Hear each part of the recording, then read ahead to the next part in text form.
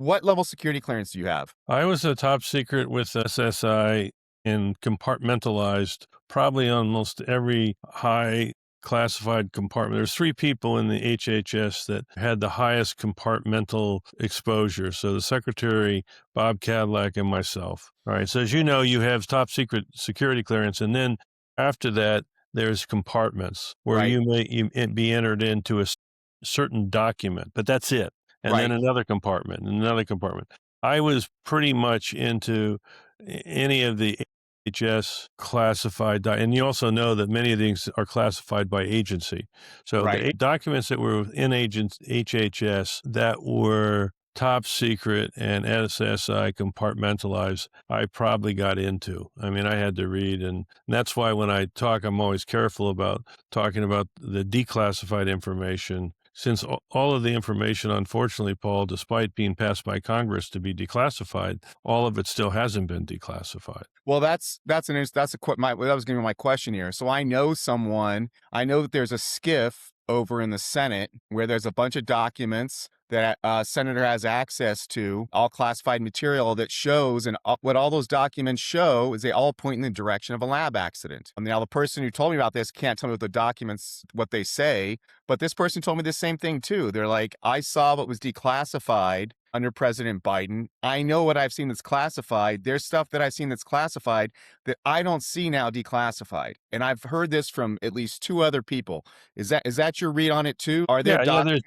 there's definitely data, and we talked about that. I think just the other day, I did a talk at the Heritage Foundation. We were talking about they talked about my book, and then we had a panel afterwards with some really good Ebright and Aline Chan and Congressman from Iowa on the gain of function research. It was just reiterated. There's some very important classified data that would allow the American public to have a much clearer understanding of why people like me are so certain that this virus came from a lab that unfortunately, despite Congress saying everything should be declassified, still hasn't been declassified. Now, the current CIA director, when he said last year, I believe, and also during his confirmation hearing, that he was gonna anything that involved the origin of the virus, he was gonna declassify.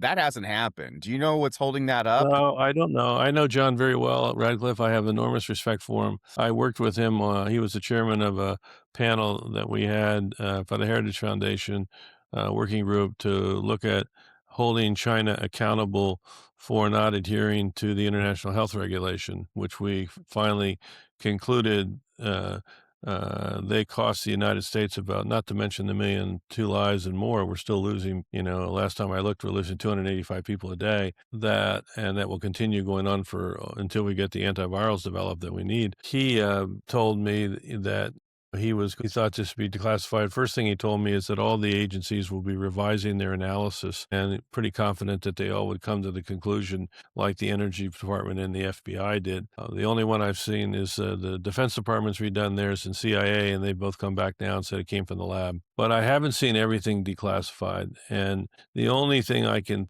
think of, and I don't know the answer, but I do think that the intelligence community are probably trying to protect sources because my own instincts are they're highly infiltrated into those laboratories in terms of human intelligence. But I don't know the answer. But it was clear to me looking at this scientifically and reviewing the classified data that I got to review that there's only one conclusion about the origins of COVID, and that is that it came from the lab. It came from gain of function research. And I do think the American public would benefit from putting that baby to rest Right. because there still are people that want to say, oh, no, it came from, the wet market. It didn't come from the wet market.